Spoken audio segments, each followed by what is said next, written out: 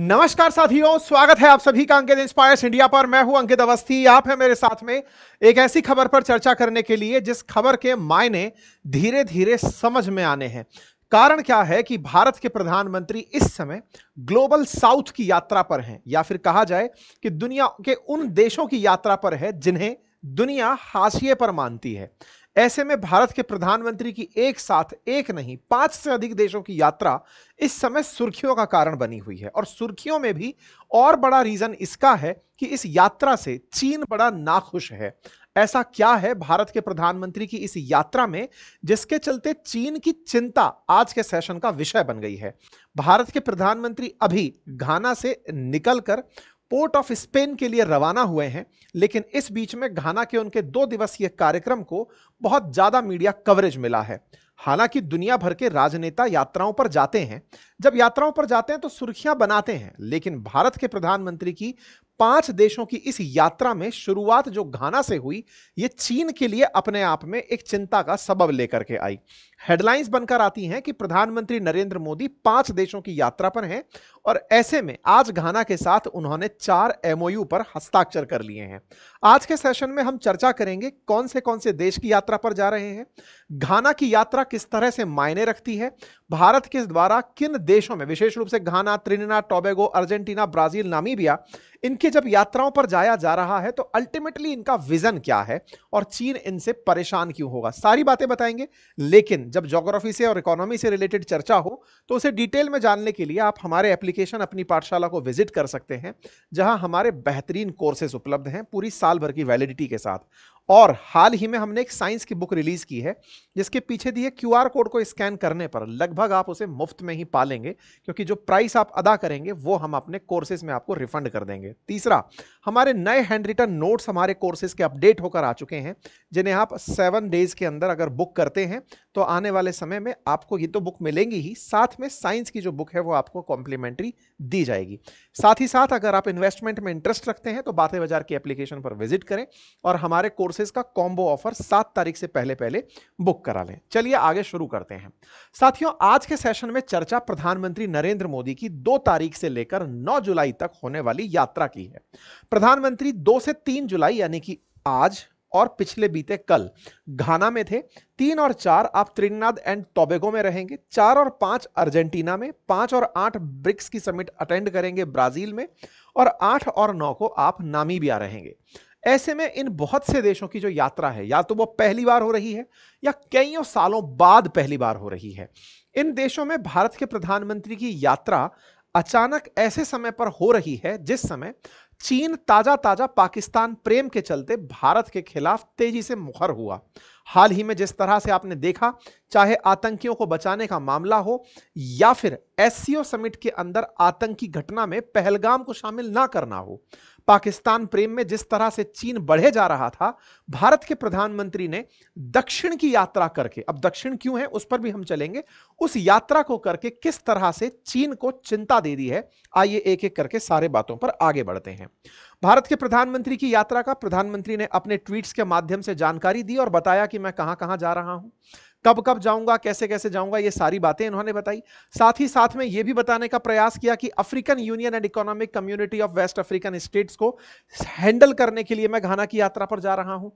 Time periods बताए गए, कितने टाइम बाद, कितने दिनों बाद भारत के प्रधानमंत्री कहां कहां जा रहे हैं। यात्रा को अगर नक्शे से देखें तो बहुत सी बातें समझ में आ जाती हैं। देखिए, वर्ल्ड को अगर हम एक ग्लोब पर माने तो ग्लोब में इक्वेटर से ऊपर नॉर्थ और इक्वेटर के नीचे साउथ माना जाता है। लेकिन इस नॉर्थ और साउथ को केवल इक्वेटर से कंसीडर किया जाए तब तो दुनिया शायद खूबसूरत होती, लेकिन अमीरी और गरीबी से अगर ट्रीट किया जाए तो यह दुनिया के अंदर सीधी एक डिवीजन को दिखाती है। ऐसा महसूस किया जाता है कि दुनिया में सारे अमीर जितने भी देश हैं वो उत्तर में बसते हैं, और गरीब जो देश हैं या तो वो विकासशील हैं या फिर वो अल्प विकसित हैं। ऐसे जो देश हैं वो दक्षिण गोलार्ध में बसे हुए हैं।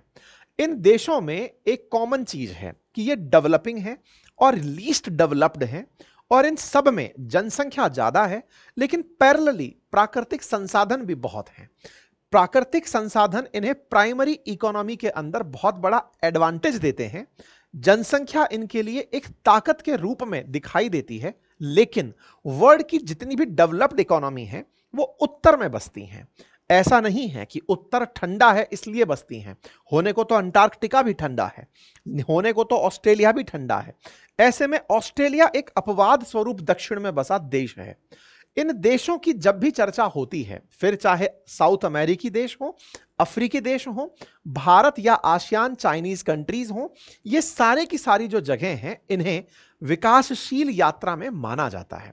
इन विकासशील यात्रा में भारत और चीन बाकी बचे और दुनिया के देशों में से ये जो ग्लोबल साउथ के देश हैं इन्हें साउथ साउथ पार्टनरशिप के नाम से मदद करते हैं। मतलब हम तो खुद भी साउथ में हैं और अपने जो साउथ में देश हैं, दक्षिण, उत्तर और दक्षिण, ऊपर की तरफ नॉर्थ और नीचे की तरफ दक्षिण, ट्रीटमेंट इस तरह से कि हम भी दक्षिण में ही हैं, दक्षिण से दक्षिण की मित्रता, इसे साउथ साउथ पार्टनरशिप के रूप में देखा जाता है। भारत अंतरराष्ट्रीय स्तर पर जब भी, चाहे यूएन की बात हो या डब्ल्यूटीओ की, जब भी प्रतिनिधित्व करने की बात करता है तो इन देशों की भी संयुक्त रूप से बात रखता है और इसे वो साउथ साउथ पार्टनरशिप के नाम से पुकारता है। इसी साउथ साउथ पार्टनरशिप को और मजबूत करने के लिए देश के प्रधानमंत्री साउथ में ही स्थित, साउथ बोले तो उत्तर और दक्षिण, नीचे की तरफ भारत के दक्षिण की तरफ देशों की यात्रा पर निकले हैं। उनमें से यह यात्रा सबसे पहले शुरू होती है घाना से। घाना यहां पर स्थित एक जो देश है, ये अगर आप महसूस करें तो शायद रियलाइज करें कि समुद्र के किनारे बसा हुआ देश दिखाई दे रहा है, अटलांटिक ओशन में साथ साथ दिखाई दे रहा है, इक्वेटर के लगभग नजदीक देश दिखाई दे रहा है। इक्वेटर के नजदीक है तो यहां पर प्राकृतिक वनस्पति बहुत है। प्राकृतिक वनस्पति के साथ साथ इसकी एक बहुत खासियत है और वो ये कि यहां पर गोल्ड के प्रचुर भंडार हैं। इसी कारण से इसे गोल्ड कोस्ट के नाम से भी अंग्रेज पुकारा करते थे। अंग्रेजों ने जहां दक्षिण अफ्रीका पर शासन किया था, ऐसे ही गोल्ड कोस्ट पर भी इन्होंने शासन किया, क्योंकि यहां पर सोने की प्रचुर मात्रा है। अभी हम आएंगे उस बात पर। तो हमारे प्रधानमंत्री की जो यात्रा है वो घाना के साथ है। घाना के साथ हमारा क्या व्यापार है, किस तरह से हम चाइना को कंपीट करेंगे, सारी बातें आगे बताएंगे। पहले यात्रा जान लीजिए कि कहां कहां की हो रही है। घाना से आप निकल करके दक्षिण अमेरिका का एक देश है जिसका नाम है ट्रिनिडाद टोबैगो, उस देश में जाएंगे जिसकी राजधानी का नाम है पोर्ट ऑफ स्पेन। वहां से आप यात्रा करके ब्यूनस आयर्स जाएंगे जो अर्जेंटीना में है। अर्जेंटीना से आप निकल करके ब्राजील जाएंगे जहां ब्रिक्स की बैठक होने वाली है। यह वही बैठक है जिसमें कि पुतिन और शी जिनपिंग आने से मना कर चुके हैं। शी जिनपिंग इसलिए मना किए क्योंकि भारत के प्रधानमंत्री को यहां पर स्टेट डिनर दिया जा रहा है, मतलब यहां पर राज्य के मुख्य अतिथि के रूप में उन्हें ट्रीटमेंट दिया जा रहा है। ऐसे में आप ब्राजील से निकलने के बाद फिर जाएंगे, यहां से निकलने के बाद में आप जाएंगे फिर नामीबिया। ये वही है जहां से हम लोग टाइगर मंगाए थे। नामीबिया से होने के बाद आप फिर से भारत लौटेंगे। इस तरह से 1 2 3 4 5 देशों की यात्रा के बाद भारत के प्रधानमंत्री वापस लौटकर आएंगे। इस यात्रा से जो संदेश है वो दुनिया के बाकी बचे देशों को ये कि हम दक्षिण में भले ही रहते हैं लेकिन अपने दक्षिण के देशों को साथ लेकर चलते हैं और इन्हीं की बातें हम अंतर्राष्ट्रीय मंचों पर उठाते हैं। ऐसे में आपकी यात्रा शुरू होती है सबसे पहले घाना से। आपकी जानकारी में दिया जाता है कि घाना आप पहुंच चुके हैं और यहां से फिर त्रिनिदाद टोबैगो के लिए निकलेंगे। प्रधानमंत्री ने अपने ट्वीट्स में ये सारी जानकारी दी, कितने कितने सालों बाद पहुंच रहे हैं। जैसे अर्जेंटीना में भारत के प्रधानमंत्री 57 साल बाद पहुंचने वाले हैं, फिर ऐसे ही ब्रिक्स की समिट में आप पहुंचने वाले हैं। सारी ट्वीट्स आपने अपनी जानकारी में दिए।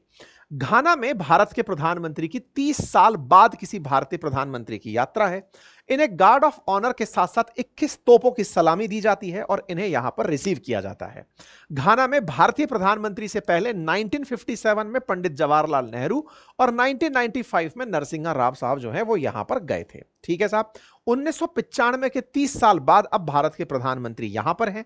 आपका यहां पर भरपूर स्वागत होता है, रेड कारपेट वेलकम होता है। यहां के जो हेड हैं, स्टेट हेड, वो इन्हें एक्सेप्ट मतलब रिसीव करते हैं और बढ़िया से आपको वेलकम करके ले जाया जाता है। इसके जिसके चलते घाना रिसर्च में आ जाता है कि ऐसा क्या है घाना में जो भारत के प्रधानमंत्री को अपनी ओर खींच लिया। सबसे पहले इसका पुराना नाम जानते हैं, उससे हम अपना काम भी जान जाएंगे। ब्रिटिशर्स इसे गोल्ड कोस्ट कहा करते थे। 1957 में ब्रिटेन इसे छोड़कर गया था, यानी कि 1957 में यह देश आजाद हुआ है। ब्रिटेन से आजादी पाने वाला यह पहला अफ्रीकी देश था घाना। चूंकि यहां गोल्ड था, तट के किनारे था, इसलिए गोल्ड कोस्ट के नाम से इसे जाना जाता रहा। गोल्ड कोस्ट को फिर घाना नाम दिया क्वामे एनक्रुमा नाम के एक राष्ट्रपति ने। यहां पर काफी सारी प्रचलित विधाएं हैं, उनमें से मृतकों को कॉफिन में दफनाते समय कॉफिन के अलग अलग प्रकार के आकार यहां पर हमेशा चर्चा में रहते हैं। यहां की बहुतायत पॉपुलेशन ईसाई मान्यता को मानती है। 75% यहां की मान्यता ईसाई धर्म को मानती है, बाकी बचे लोग यहां पर बहुतायत में इस्लाम को मानते हैं। घाना भारत के साथ में एक अलग तरह का रिलेशन साझा करता है। संभवतः आप इस वर्ड से ही समझ गए हो कि यहां सोना बहुत मिलता है, तो भारत यहां से भरपूर सोना मंगाता है।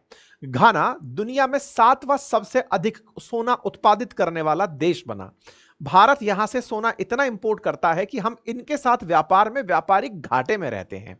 मतलब हम मंगाते अधिक सामान है, अपनी तरफ से कम सामान बेचते हैं। इस तरह से हमारे गोल्ड इंपोर्ट के अंदर घाना का महत्वपूर्ण योगदान है। गोल्ड के साथ साथ यहां पर कोको, जो कि चॉकलेट में और उपयोग में लिया जाने वाला एक पदार्थ है, वो भी यहां पर बहुतायत में उत्पादित होता है। और बॉक्साइट की मात्रा की जाए तो कहा जाता है कि घाना में 460 बिलियन डॉलर का बॉक्साइट, जो कि एल्यूमिनियम का ओर है, अयस्क है, वो यहां की खदानों में दबा हुआ है। ऐसे में दुनिया की नजर यहां के नेचुरल रिसोर्सेज पर रहती ही है। भारत के प्रधानमंत्री यहां पर पहुंचते हैं, यहां के साथ वार्ता होती है और देखा जाता है कि इस घाना में आकर के वो इकोवॉश कंट्रीज जो हैं उन्हें एक साथ टैकल कर ले जाएंगे। ये इकोवॉश 12 देश हैं जिनको एक साथ ट्रीट करने के लिए घाना की यात्रा की गई। भारत और घाना के बीच में अगर सांस्कृतिक एक्सचेंज की बात की जाए तो लगभग 15,000 भारतीय घाना में भी रहते हैं। साथ ही साथ भारत की बहुत सारी कंपनियों का घाना में निवेश है। भारत बहुत सारे लोगों को यहां पर ट्रेनिंग दिलाता है। लगभग 3.5 करोड़ की आबादी वाला यह घाना भारत से ट्रेन में मदद लेता है। भारत के द्वारा इंडो घाना पार्टनरशिप के माध्यम से ट्रेन रूट विकसित किया गया बुर्किना फासो के लिए। साथ ही साथ में कोविड के दौरान ऑपरेशन मैत्री के माध्यम से हमने वैक्सीन भी यहां पर भेजी थी, जिसे वैक्सीन मैत्री नाम दिया गया था। कोविड की वैक्सीन भी भारत के द्वारा यहां पर दी गई थी। राजधानी यहां की एक्रा है, जहां प्रधानमंत्री जब पहुंचे तो उन्हें 21 तोपों की सलामी दी गई। भारतीय लोग जो यहां रह रहे हैं वो होटल में आपसे मुलाकात किए। बाद में इन्होंने अपने जो इंडियन डायस्पोरा है उससे बातचीत की। प्रधानमंत्री ने कुछ ग्लिम्स भी साझा किए घाना में अपनी यात्रा के। यहां के जो हेड ऑफ स्टेट हैं उनसे मुलाकात के, और उन्हीं जानकारियों में आपने एक ट्वीट करके जानकारी दी कि हम यहां पर आ गए हैं क्रिटिकल मिनरल्स, डिफेंस और मैरीटाइम सिक्योरिटी की बातचीत करने के लिए। आप जब यहां क्रिटिकल मिनरल्स की बात करते हैं तो मिनरल्स सुर्खियों में आ जाते हैं, और उन मिनरल्स में गोल्ड तो एक मिनरल है ही, ऑयल भी यहां का एक मेजर सोर्स ऑफ एनर्जी है। ऐसे में ऑयल, हीरा, नेचुरल गैस, बॉक्साइट, इन सभी पर भारत की नजर बनी रहती है। हालांकि भारत बॉक्साइट का उत्पादक देश है, ऐसे में गोल्ड हमें यहां से प्रमुख रूप से इंपोर्ट करना होता है, और ऑयल के लिए भी हम यहां पर व्यापार करते रहे हैं। गोल्ड कोस्ट के नाम से इसी वजह से इस देश को जाना जाता रहा। साथियों, भारत के यहां से अगर व्यापार की बात की जाए तो भारत मुख्य रूप से इनके साथ व्यापार में जिस तरह का व्यापार करता आया है, अगर उसे मिलियन डॉलर्स में देखा जाए तो भारत से इंपोर्ट जो होता है, मतलब भारत जो वहां से इंपोर्ट करता है वो 1374 मिलियन डॉलर का इंपोर्ट करता था 2021 में, जो बढ़कर के अब 1790 मिलियन डॉलर का हो गया है। और भारत 1346 मिलियन डॉलर का सामान इन्हें एक्सपोर्ट करता था। लगभग हम लोग 3 बिलियन डॉलर के आसपास का मतलब बायलेटरल ट्रेड करते हैं। भारत की बहुत सारी कंपनियां जैसे टाटा, महिंद्रा, एस्कॉर्ट, लार्सन टर्बो, एनआईटी, शपोरजी जैसे ग्रुप यहां पर बड़े इन्वेस्टर्स बनकर के काम कर रहे हैं। घाना को मिलने वाले टॉप एफडीआई में भारत की तरफ से 7.61% फॉरेन डायरेक्ट इन्वेस्टमेंट के रूप में घाना में निवेश किया जाता है। भारत के द्वारा दिए गए निवेश की वजह से घाना में भारतीयों की एक अच्छी इमेज है कि भारतीय हैं तो हमारे लिए पैसा लेकर आएंगे। यही कारण है कि भारत के प्रधानमंत्री जब यहां जाते हैं तो ट्रेड और इन्वेस्टमेंट की उम्मीद लेकर जाते हैं। घाना में उनका इस वजह से ज्यादा स्वागत होता है। एनर्जी और डिफेंस सेक्टर में भी, क्योंकि भारत इन दिनों जो हमारे डीआरडीओ द्वारा विकसित की जा रही जो तकनीकी विधाएं हैं उन्हें एक्सपोर्ट करने के लिए बाजार तलाश रहा है। चाहे फिर वो हमारे पास बना हुआ ब्रह्मोस हो या आकाश हो, हम इन्हें एक्सपोर्ट करना चाहते हैं कि हमसे इनको कोई खरीदने वाला देश हो। ऐसे में हम बाजार की तलाश में इन देशों की यात्रा पर हैं। इन देशों की यात्रा में भारत निवेश के साथ साथ तकनीकी शिक्षा, स्वास्थ्य और अन्य सेक्टरों में भी सहायता बढ़ाता है। और ऐसे ग्रुप्स में जहां पर घाना प्रभावशाली है, जैसे कि इकोवॉस, यहां पर भारत का प्रतिनिधित्व करते हैं। लेकिन भारत जब जिस तरह से यहां पर पहुंचता है, वो चीन की चिंता कैसे बढ़ाता है, अब इस बात को भी थोड़ा सा समझते हैं। आप सभी जानते हैं कि चीन ने वर्ष 2013 के आसपास एक ऋण जाल फैलाना शुरू किया था, जिसे डेट ट्रैप के रूप में हमने पहचाना था।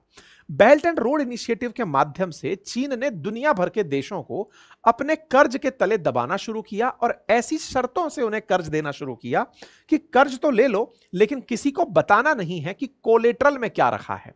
चीन की यही आदत थी जिसके चलते श्रीलंका बर्बाद हो गया था।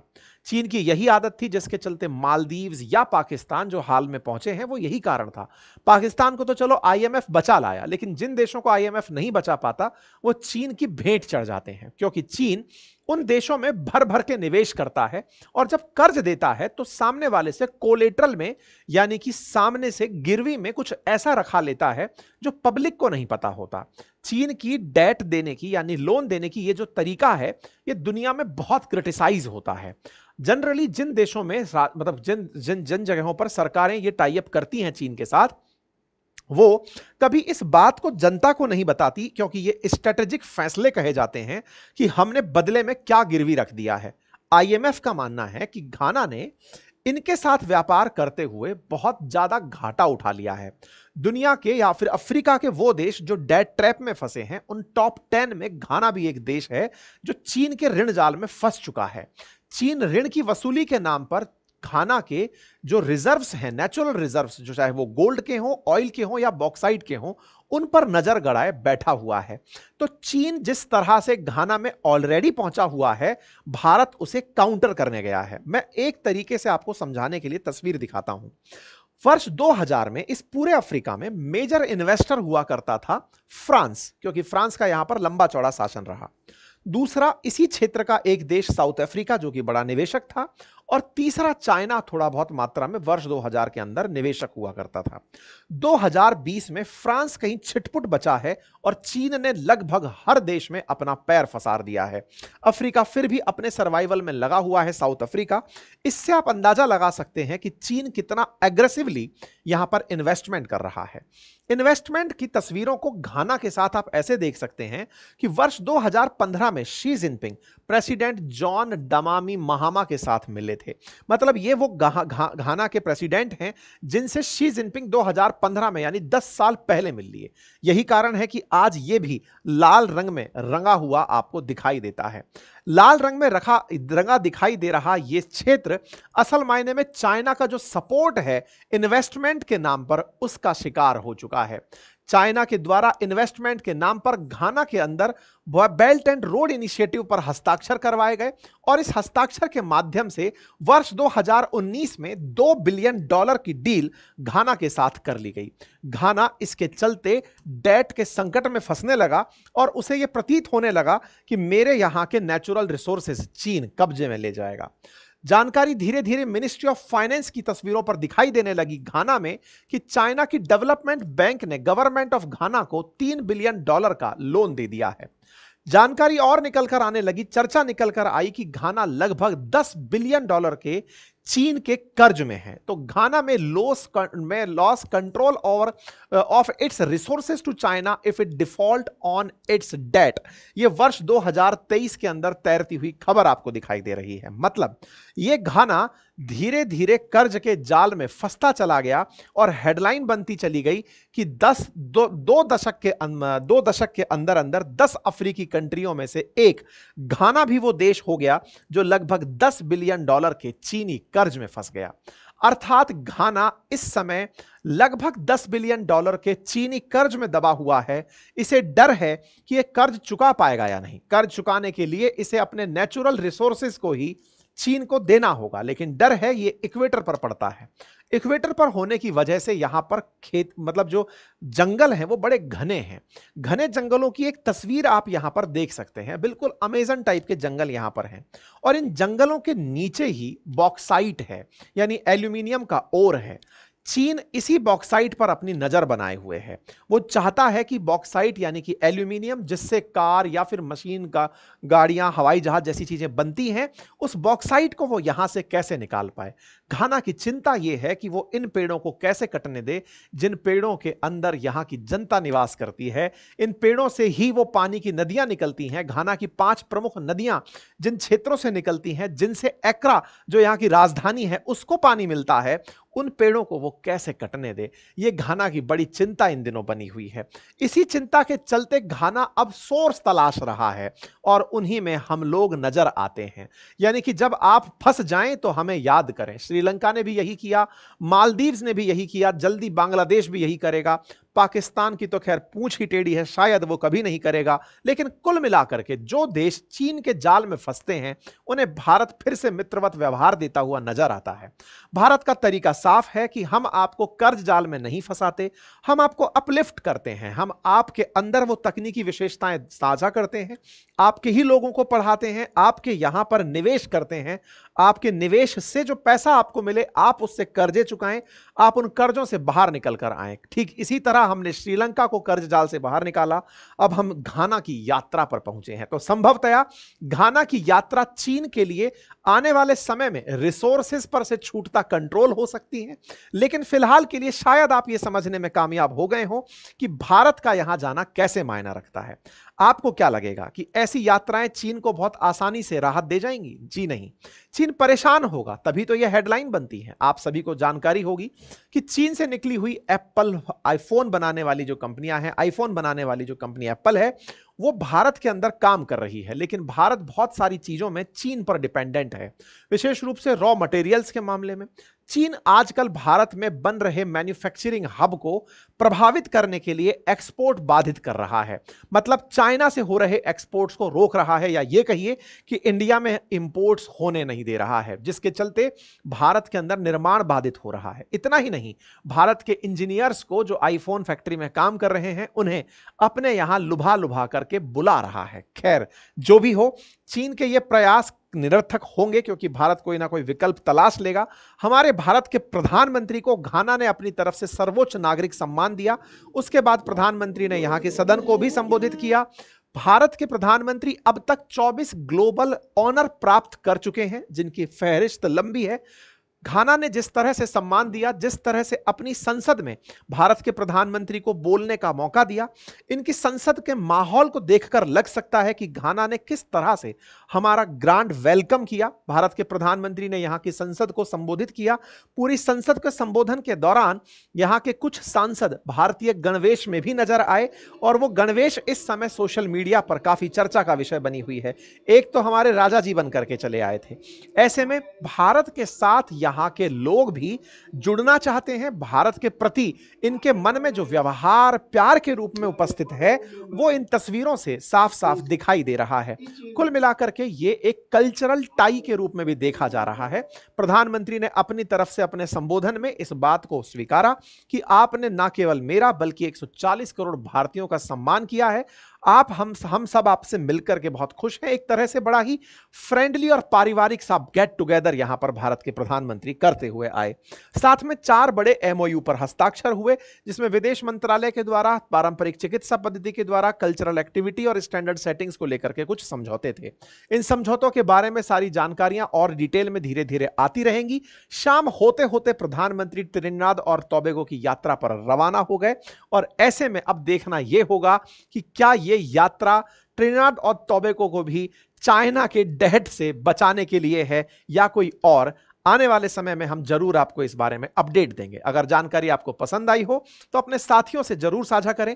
चैनल पर नए हैं तो सब्सक्राइब कर लें, और हमारे एप्लीकेशंस अपनी पाठशाला और बातें बाजार की पर आपके लायक अगर आपको कुछ ढंग का कंटेंट लगता है तो जाकर उसे एक्सप्लोर करें। हमारी बुक्स, हमारे हैंड रिटन मटेरियल्स, हमारे कोर्सेज उपलब्ध हैं। आप जाकर अपनी आवश्यकता के अनुसार उन्हें एक्सेस कर सकते हैं। Thank you so much. अपना ख्याल रखें।